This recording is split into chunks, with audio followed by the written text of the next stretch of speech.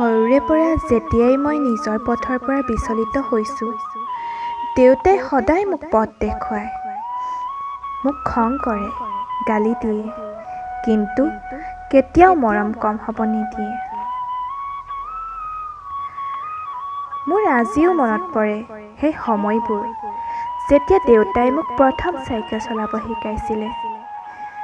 দেউতাৰ মুখত এটা মিঠা হাঁহি আছিল, কিন্তু প্ৰকাশে কৰা নাছিল, কাৰণ দেউতাৰ হাঁহিটো সেই ফুপুৰা ধাৰিৰ মাজতে লুকাই থাকে।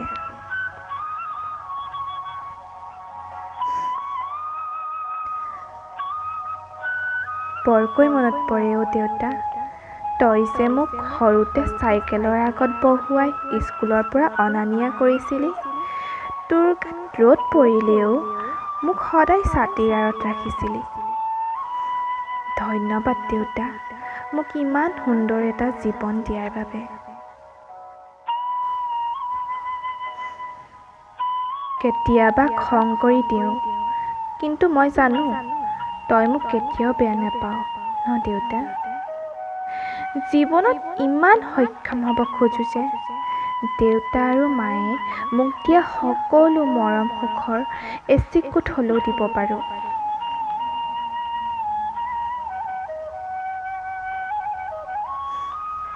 দেউতা, যিজনে দিনটো কষ্ট কৰি মূৰৰ ঘাম মাটিত পেলাই সদায় আমাৰ ঘৰখনক খৰ কৰি ৰাখিছে আৰু আমাৰ জীৱনৰ বাট দেখুৱাই আহিছে, সেই শ্ৰেষ্ঠ শ্ৰমিকজনে হৈছে দেউতা। মা যদি ঘৰখনৰ লখিমী, তেন্তে ঘৰৰ প্ৰথম খুঁটি দেউতা। তেনেকৈ সেই ঘৰৰ চালিত দেউতা নামৰ ছায়াটো আমাৰ মূৰৰ ওপৰত থকা বাবে তেওঁ কেতিয়াও অনুভৱ কৰিব দিয়া নাই ৰ'দৰ প্ৰখাৰতা।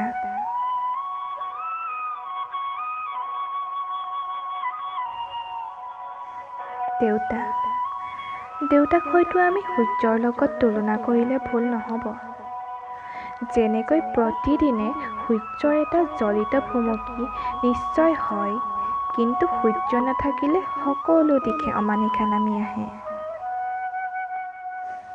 দেউতা, যি নিজে কষ্ট হৈ সন্তানক সুখ দিয়ে, জীৱনত উন্নতিৰ শিখৰ চুবলৈ সহায় কৰা দেউতা, যাৰ কপালৰ এটোপাল ঘামৰ মূল্যও আমি পৰিশোধ কৰি শেষ কৰিব নোৱাৰোঁ। মা নহ'লে যিদৰে আমাৰ জীৱন আধৰুৱা, ঠিক তেনেদৰে দেউতা নহ'লেও আমাৰ জীৱন অসম্পূৰ্ণ। যিদৰে মায়ে আমাক কষ্ট কৰি ডাঙৰ কৰে, তেনেদৰে কেতিয়াও কোনো বস্তুৰ অভাৱ হ'ব নিদিয়ে দেউতাই। জীৱনত ধন্যবাদ দি শেষ কৰিব নোৱাৰা এজন ব্যক্তি দেউতা। হেপী ফাদাৰ্ছ ডে দেউতা, ইউ আৰ মাই ৰিয়েল হিৰো।